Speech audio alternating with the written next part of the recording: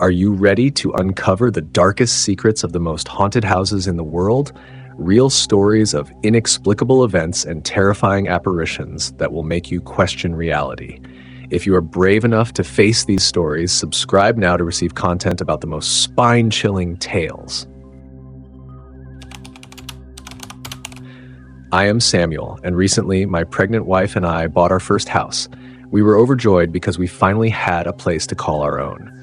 The house was large, a bit old, but nothing a good renovation couldn't fix. The price was incredibly low, well below market value, which seemed like an unmissable opportunity. We moved in with new furniture and spent a few days enthusiastically decorating each room. The first nights were peaceful, and the neighborhood seemed safe and very quiet, almost deserted at night. It was the perfect place to start our family. However, a few weeks after moving in, strange things began to happen. The water from the shower and sinks started to come out dark, as if it were contaminated. Additionally, we frequently heard noises, especially during the night. At first, I thought it might be a plumbing issue, so we called a plumber. To our surprise, he said the pipes were fine. As Halloween approached, we were excited to celebrate our first Halloween in the new house. We decorated the front with pumpkins, lights, and fake ghosts, and bought plenty of candy to hand out. It would be the perfect opportunity to meet our neighbors. However, to our disappointment, no one dared to come to our house. My wife was devastated, feeling that the neighbors could have been more welcoming. I decided to visit one of the neighbors to understand what was going on. I walked over to the house next door and knocked on the door. An elderly lady answered, looking at me with a concerned expression. "Sorry to bother you. I'm Samuel, your new neighbor," I began. "I noticed that no one came to our house for Halloween. Is there something I should know?" The lady sighed deeply before responding. "You don't know, do you? Your house was built on top of an old cemetery. Many years ago, there was an attempt to remove the bodies, but they say some are still there, under the ground. No one wanted to live there, and that's why it was so cheap." My heart raced. The strange occurrences began to make sense.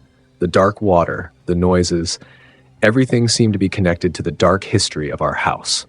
Upon hearing the neighbor's story, I felt utterly terrified.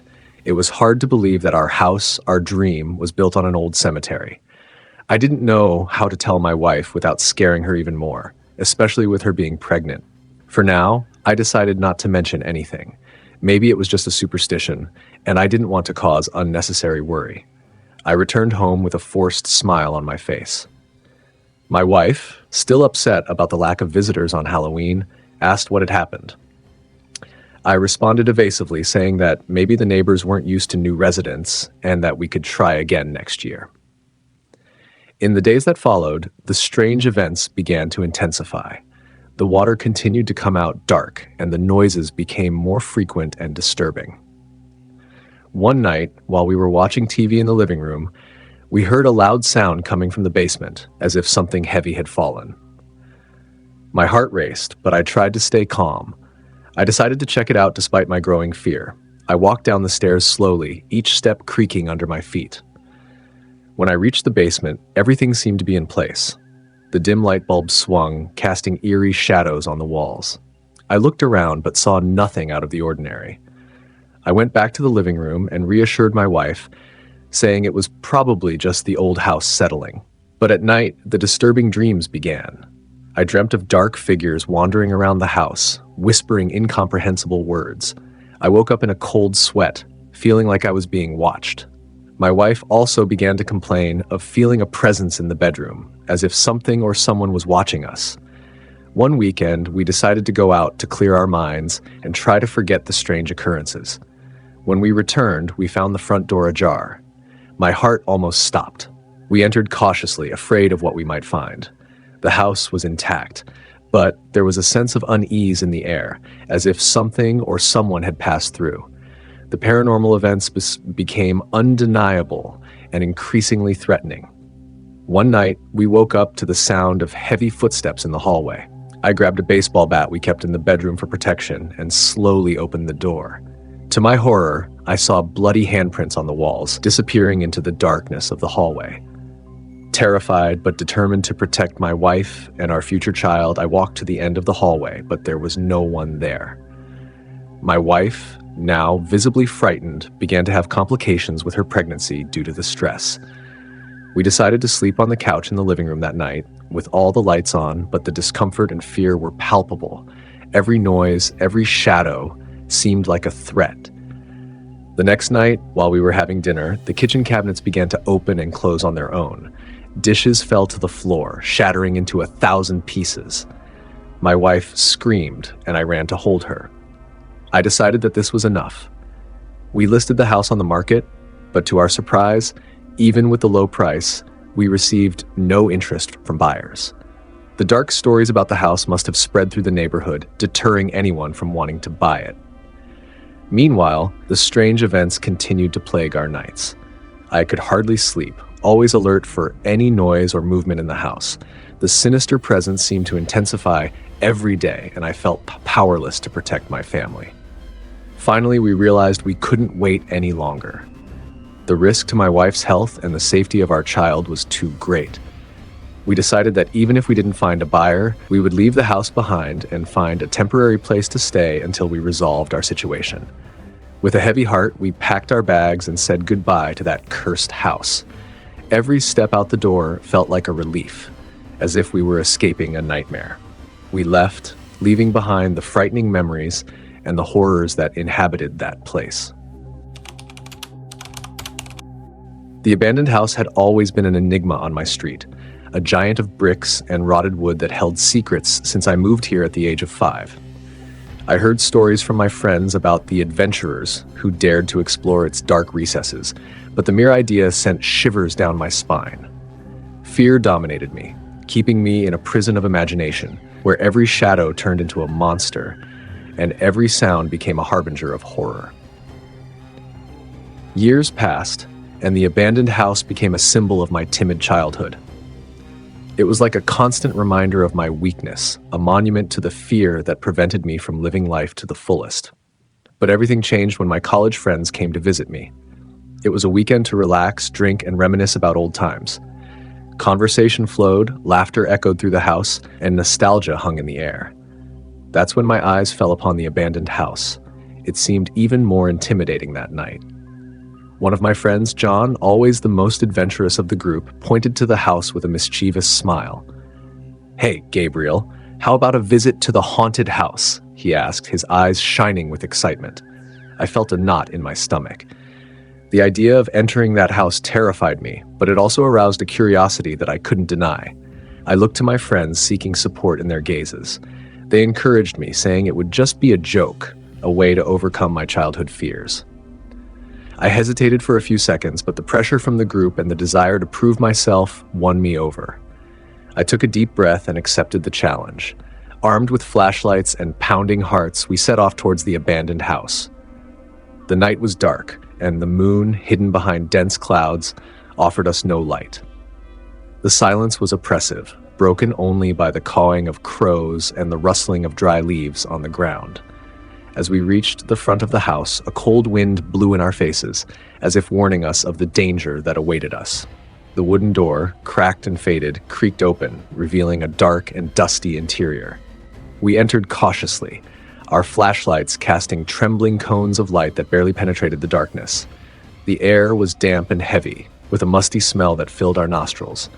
Spider webs hung from the ceiling like curtains, and the floor was covered with a thick layer of dust and dry leaves.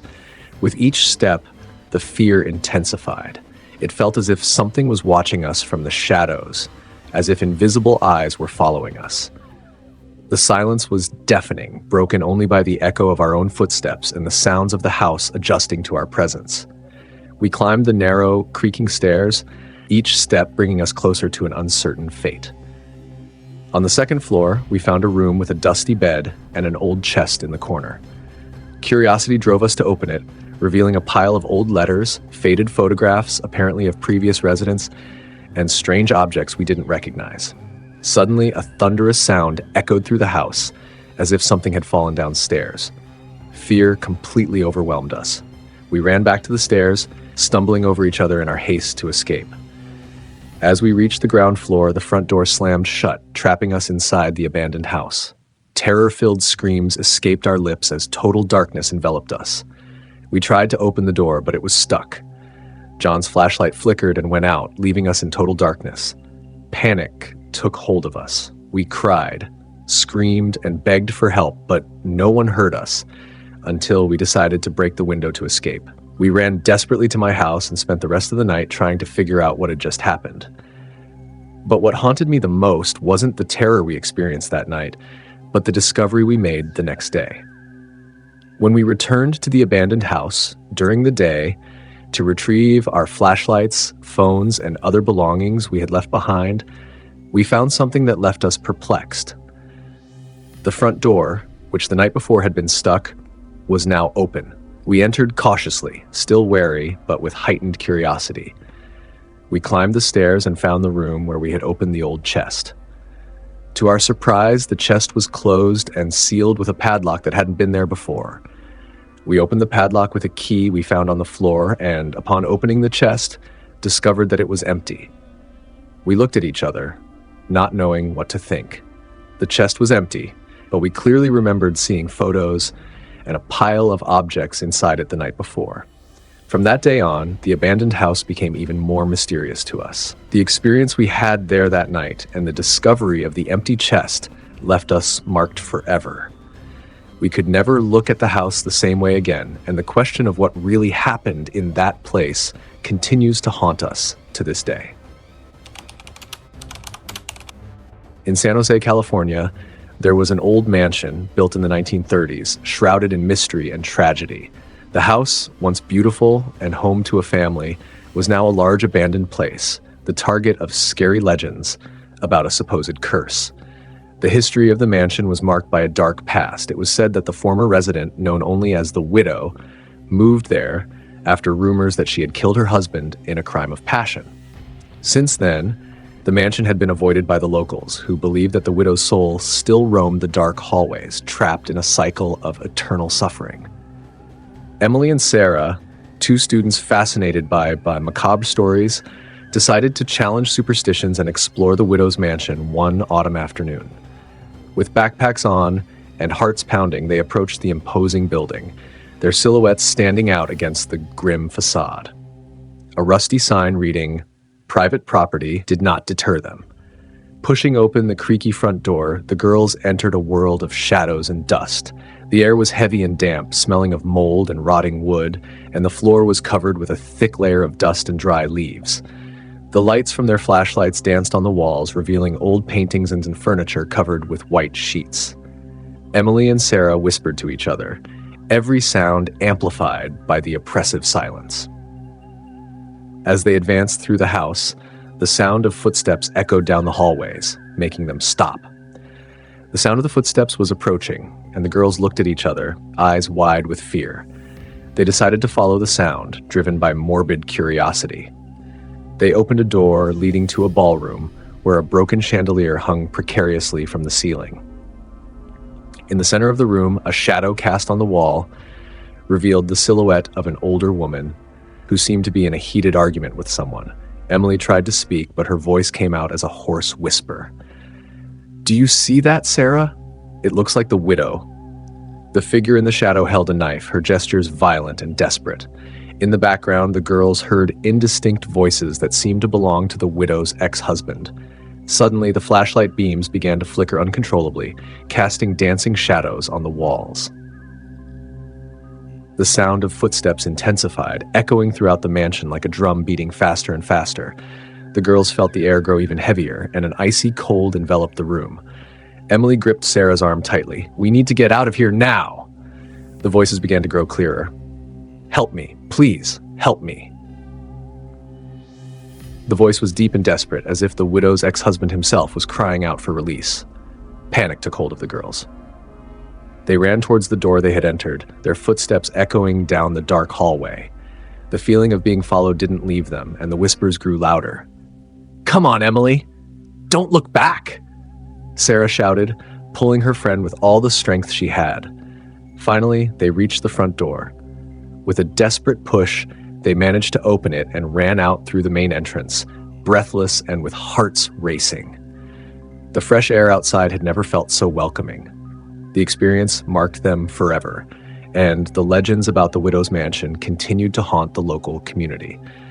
Emily and Sarah learned the hard way that some stories are safer when told from a distance. Thank you for staying until the end of the video. We hope you enjoyed these scary stories. If you want to keep watching more chilling tales and not miss any updates, subscribe to our channel and hit the notification bell. See you next time.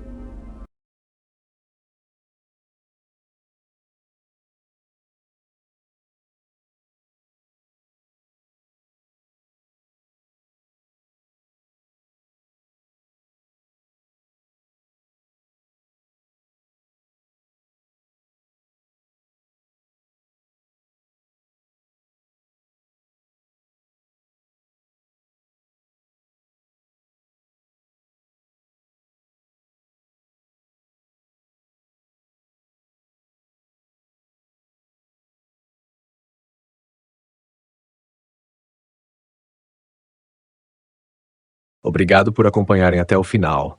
Se vocês gostaram dessas histórias arrepiantes, não se esqueçam de se inscrever no canal para não perderem as próximas. E para tornar nossos encontros ainda mais assustadores, compartilhem nos comentários suas próprias histórias e experiências arrepiantes. Até a próxima!